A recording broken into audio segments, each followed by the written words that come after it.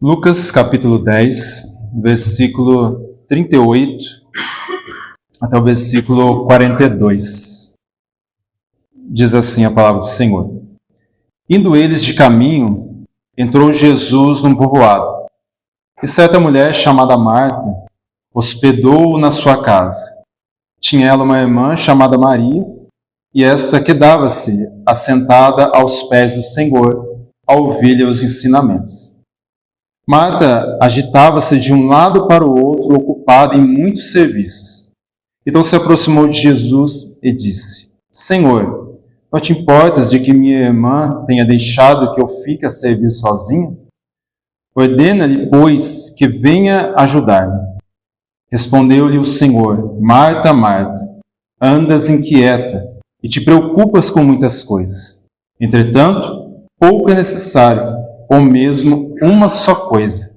Maria, pois, escolheu a boa parte, e esta não lhe será tirada. Amém? Irmãos, dentro desse texto, um texto bem conhecido, né, sobre Marta e Maria, mas tem algo que eu observo que muitas das vezes nesse texto há uma errônea interpretação, uma visão diferente, muitas das vezes, né, ou até obviamente, a respeito de Marta, né, pela atitude que ela teve ali. E aí, dentro dessa mensagem, e eu queria focar um pouquinho mais, são duas, né, aqui, Marta e Maria, mas o que eu queria estar focando mais hoje, para tirarmos algumas lições aqui, seria a respeito da própria Marta, né? E deixando como título também as palavras do próprio Jesus, né, que eu queria deixar como título. Que uma coisa só nos é, ou para a gente é necessário. Tá? Eu queria trabalhar dentro disso. Irmãos, aqui a gente vê esse texto, né, de Marta e Maria. Como eu disse no começo, muitas pessoas, na maioria das vezes, quando leem essa história, escutam pregações sobre essa história, interpretam de uma maneira errônea a atitude de Marta.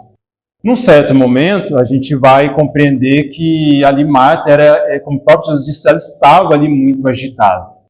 E quando nós olhamos para esse dito de Jesus, parece que Jesus ele não tinha tanto apreço por Marta devido a essa atitude, ou talvez podia esperar até que estava esperando uma oportunidade para dizer aquilo para ela naquele momento. Mas se nós formos olhar no Evangelho de João, lá no capítulo 11, versículo 5, ali mesmo vai dizer que Jesus ele amava Marta, amava Maria e amava Lázaro. Então ele tinha um amor por aquela família. E com certeza tinha amor também por Marta, cuidado e um carinho muito grande por Marta.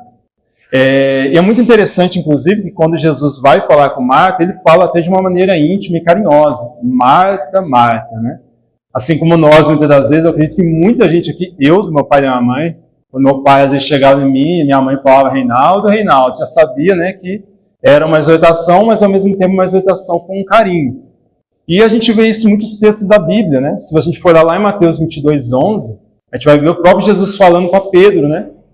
Simão, Simão, né? Aí você vai lá para Atos 9:4, vai falar para Paulo, Saulo, Saulo, por que me persegues? Então a gente vai ver isso durante muitas partes das Escrituras, nós vamos ver o Senhor tratando dessa maneira. E com Marta é a mesma forma, Marta, Marta, né? E eu quis tirar algumas lições bem breves aqui a respeito da vida de Marta, mas deixando isso bem claro, que Jesus tinha um apreço ali por Marta. Mas, quando Jesus chama a atenção dela para ela estar sendo precipitada naquilo que ela fazia, Jesus não toma aquela atitude de Marta como uma essência dela como pessoa, ou como uma essência dela como adoradora. Ele começa a observar que ela tinha boas intenções, que ela era ali uma seguidora de Jesus, que o amava também, que o obedecia, mas Jesus, como faz com nós, ele observou que tinha algumas coisas na vida de Marta que ele precisava trabalhar. E ele, praticamente, quando ele vê que ela está precipitada nas coisas, ele dá essa exortação para ela dizendo, né? Nós vamos ver, trabalhando no primeiro versículo 40. Marta, Marta, né? Marta agitava-se de um lado para o outro, ocupada em muitos serviços. Então se aproximou de Jesus e disse: Senhor, não te importas de que minha irmã tenha deixado que eu fique a servir sozinha?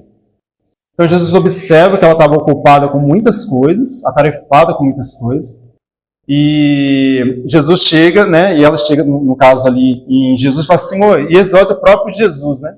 Senhor, o senhor não se importa que enquanto eu estou trabalhando, fazendo muitas coisas, minha irmã está ali, ela está tranquila, parece que não está se preocupando. E uma lição que eu observei desse texto é que muitas das vezes a gente tem que entender algo no meio do povo de Deus, né? Que nem todos os irmãos serão iguais uns aos outros. E aqui eu não estou dizendo, obviamente, no sentido de salvação, mas digo no sentido que tem coisas que nós confundimos. Tem pessoas que às vezes elas confundem um pouco o temperamento com o zelo. Então, aqui nós vemos uma Maria mais contemplativa, uma Maria que queria estar ali observando o que Jesus estava dizendo, e uma Marta um pouco mais agitada. Então nós vemos aqui que ela estava agitada com muitas coisas, que ela estava, né, com muitos trabalhos ali, e o próprio Senhor Jesus então chega nela e vai dizer para ela, né, depois que ela estava muito agitada. Só que a gente tem muito essa visão muitas das vezes dentro da casa do Senhor. Existem pessoas de muitos temperamentos, que agem de várias formas, mas isso não quer dizer que aquela pessoa, muitas das vezes, né, por ser um pouco mais quieta, um pouquinho mais reservada, aquela pessoa não tem um zelo pelas coisas do Senhor. Há aqueles que muitas vezes são mais agitados para fazer os trabalhos do Senhor, há aqueles que são um pouco mais cautelosos, mas são zelosos da mesma forma. Então, o que nós tiramos aqui, o que Jesus queria dizer, inclusive, para Marta, é que nós vamos observar isso também em outra lição, a segunda, que ele não repreendia ela por ela estar ali trabalhando, mas por ela estar ocupada com muitas coisas. Então, em essência, ela precisava desse trabalhar. Mas ali ela olha e fala, é como se ela dissesse, eu queria que Maria fosse como eu. Eu estou aqui agitado fazendo tudo, por que ela não faz também? Por que ela não está aqui trabalhando da forma que eu estou trabalhando? E muitas das vezes a gente pode julgar um irmão nosso em seu zelo através do seu temperamento. Quando a gente vê um irmão que é mais quietinho, nossa, mas aquele irmão parece que não se envolve nas coisas da igreja. E às vezes aquele irmão é mais quietinho, mas o irmão contribui socialmente, é o irmão que contribui na casa do Senhor, ajuda de uma maneira mais discreta, mas tem o mesmo zelo. Então é uma coisa que nós temos que observar, porque a gente vê aquele que prega, às vezes, várias vezes, nossa, porque o irmão não tem a disposição para pregar, muitas das vezes. Então nós precisamos tomar cuidado para não confundir o temperamento com o zelo. Não é porque o irmão é um pouco mais agitado, o outro é mais quieto, o outro fala pouco, o outro fala muito, que isso vai definir o zelo que aquele irmão ou aquela irmã tem. Inclusive, nós somos muito complicados nisso, porque a gente tem a tendência de tornar um absoluto as nossas opiniões, muitas das vezes, o nosso jeito de ser. Se eu sou assim, o outro também tem que ser. Se eu falo dessa maneira, o outro também tem que falar da mesma maneira. E é nisso que muitas vezes a gente pode se perder. Quando a gente julga o nosso irmão trocando o seu temperamento pelo seu zelo. Quantos exemplos nós temos, seja nas Escrituras ou de homens de Deus, que foram homens, que foram às vezes mais introspectivos, mas que fizeram grandes coisas. Então deixa essa lição breve, num primeiro momento, porque aqui Marta estava com uma visão de observar Maria como ela. E tem um detalhe aqui também de observar. Uma outra lição que a gente pode trazer no primeiro momento é que muitas das vezes a gente está mais preocupado em aquilo que nós vamos dar a Deus, oferecer a Ele, do que aquilo que nós podemos receber do próprio Jesus. Então a gente precisa entender esses dois lados. É muito bom fazer algo ao Senhor, trabalhar para o Senhor, fazer a obra do Senhor. Mas mais importante ainda é parar para receber algo de Deus. Muitas das vezes a gente está tão preocupado em fazer, em dar para o Senhor, e a gente esquece de parar um pouco para poder receber também. Então a gente às vezes está trabalhando demais nas coisas do Senhor, mas esquece de parar para orar e receber mais intimidade de Deus. E Maria aqui, ela disse, eu sei, eu também, minha tarefa, eu também tenho minhas obrigações, eu também faço muitas coisas, mas chegou o momento de eu parar para receber algo do Senhor Jesus. Então há um momento de trabalhar e há um momento também de receber algo do Senhor. Quem sabe a gente está tão nos trabalhos, e às vezes está vazio da própria presença do Senhor porque não para receber algo dele. E Marta, naquele momento, estava tão atarefada que esqueceu de parar naquele momento para poder receber algo do Senhor Jesus. Então, que a gente possa aprender no primeiro momento essas lições. É bom fazer, é bom entregar algo ao Senhor, mas, além disso, é muito bom também receber algo do Senhor Jesus. No versículo 41, nós também podemos tirar uma outra lição. Diz assim: respondeu-lhe o Senhor: Marta, Marta, andas inquieta e te preocupas com muitas coisas. É interessante essa segunda lição que a gente pode tirar aqui, porque o Senhor Jesus fala que ela estava muito ocupada e ocupada com muitas coisas. Além de que nós falamos agora das muitas tarefas que pode roubar a gente de receber algo do Senhor Jesus, o Senhor ele diz para ela: você está ocupada, mas é com muitas coisas, com muitas tarefas. Tem uma coisa que a gente precisa aprender e abrir os nossos olhos, é que se tem uma coisa que parece que a única coisa que está na nossa frente e na nossa visão é que a gente só se atenta para as coisas que são ilícitas. Parece que para a gente o pecado, o algo errado, é só aquele que está diante da nossa frente, aquilo que é óbvio. Não, eu não posso adulterar. Eu não posso cair em fornicação, eu não posso roubar, tudo aquilo que parece que está muito patente aos nossos olhos. Então a gente sempre se atenta para aquilo que é ilícito, e lógico, isso é correto. É importante sim observar e estar atento para essas coisas. Mas se tem uma coisa que a gente às vezes esquece e não observa, que a gente precisa prestar bem atenção e aprender, é que muitas das vezes nós podemos tornar aquilo que é lícito em algo ruim ou até em maldição para a nossa própria vida. E é isso que a gente não se atenta. Trazendo exemplos práticos, por exemplo, dormir é bom? É ótimo. Quem que não gosta de dormir? Num domingo, à tarde, depois do almoço, tirar aquele descanso. Todo mundo gosta, todo mundo quer descansar, todo mundo quer dormir. Mas a preguiça é pecado. Então tem gente que quer dormir, é muito bom, mas tem gente que quer dormir demais. Aí acaba tornando aquele momento de descanso em preguiça.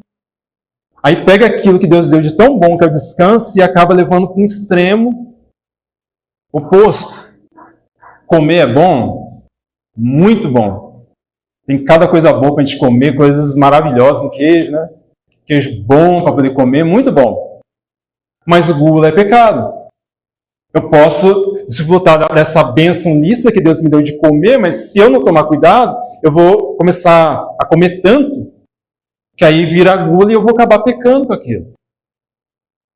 Tem um livro que eu recomendo muito, que chama Pecados Intocáveis, da editora Vida Nova, que os irmãos podem ler, e é muito interessante. Fala justamente disso. Pecados que a gente não observa, que parece que é uma coisa que a gente não está nem aí, pequenininha, isso aqui não é, mas são pecados. O nosso problema, muitas vezes, é pegar aquilo que é lícito e, infelizmente, tornar ele em pecado na nossa vida.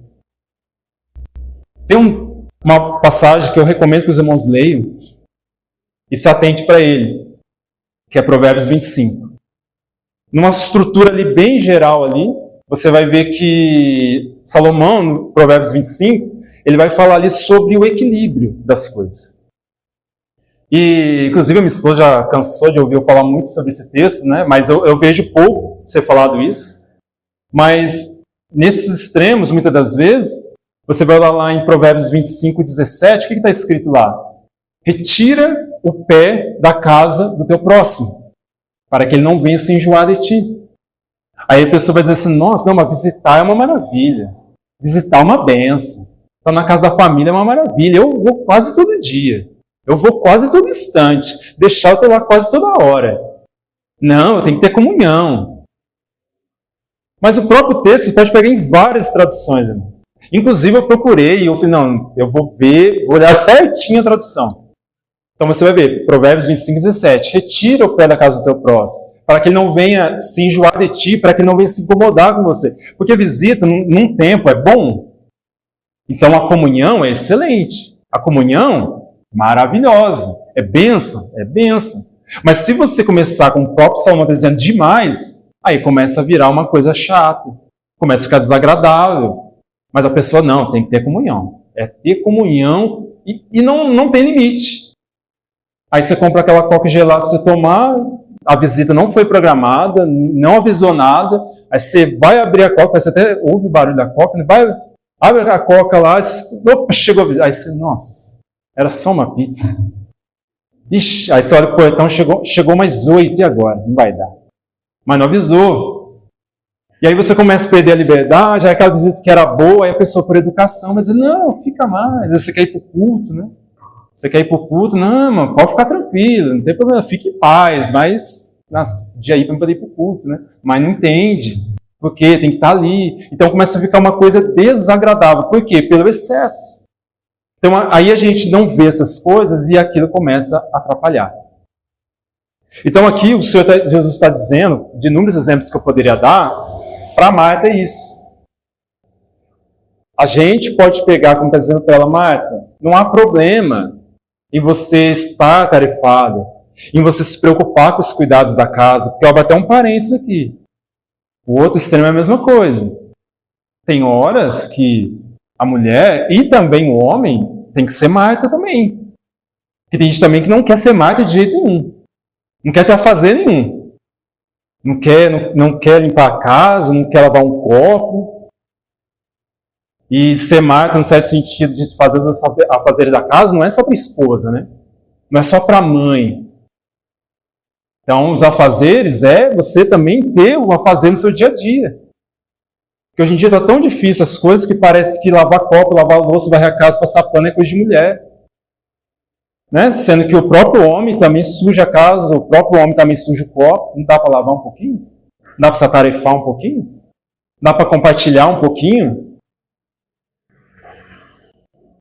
Então, a gente tem que aprender que também ser Marta, numa medida saudável, é bom, não dá para deixar de ser Marta, não.